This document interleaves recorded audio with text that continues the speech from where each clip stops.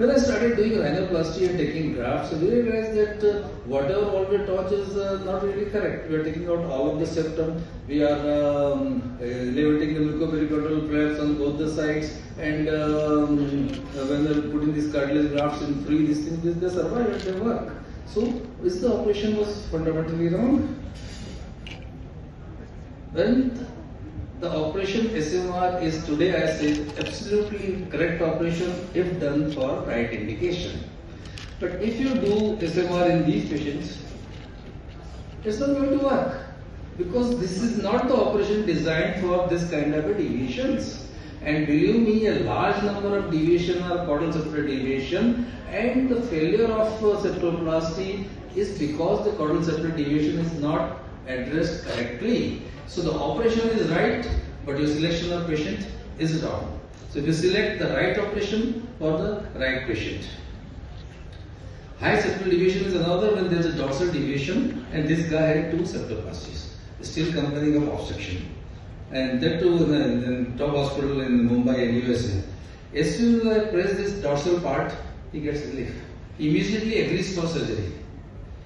And this cannot be approached in routine way, so we have to go with the open rhinoplasty approach and correct it. So both aesthetic and functional improvement. Now I won't go to this damages and complications. We come to the point that why septoplasty or functional septorhinoplasty. So this is what your patient demands. What is the indication? If it is a deviation, is the middle part of the septum which is obstructing, obviously no need to go to straightforward SMR or septoplasty, whatever you call it, there's nothing wrong in it. But if you are using the operation for a wrong indication, then there is a problem. Then you get unsatisfactory customers. That's just my point. And all these complications and things are basic lack of understanding that we are trying to correct a dorsal deviation by doing a septoplasty. Then in this process, this Brajendra knife, this is the most culprit. And then you remove it with the silver knife, and then you take a lux forceps and rotate it.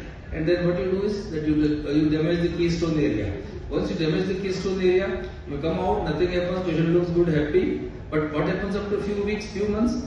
It starts sinking down, and you get a suprapubic deposit. It is not visible immediately, but it appears after a few weeks when the fibrosis set in. So this is not the complication of the procedure, but not doing it properly or not doing for right indication. Now, conservative septoplasty versus they say you do septoplasty less complication, SMR you do it more complication. Now, this was advocated, and we all saw those pictures with crisscross etching. Somebody say put it on concave side, somebody said concave side, preserve the mucopericardium, and the septum itself would turn to the opposite side. These things. These are all notions which you have been taught, but nobody has studied scientifically that this is the measurement of you can make this course on septum, and then it has become straightened all these things. So this is what we are practicing. Is it fundamentally wrong what we have been teaching and what we have been doing it out?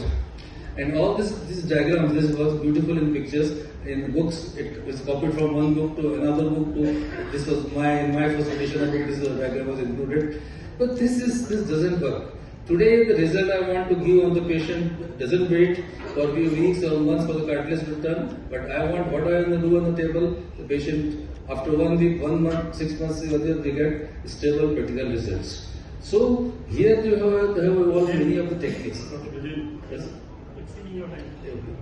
Okay, I put my this thing to rest. But my thing is that if the indications for central obstruction is there, I agree with Achal sir. But if it is not, then it has to do something more.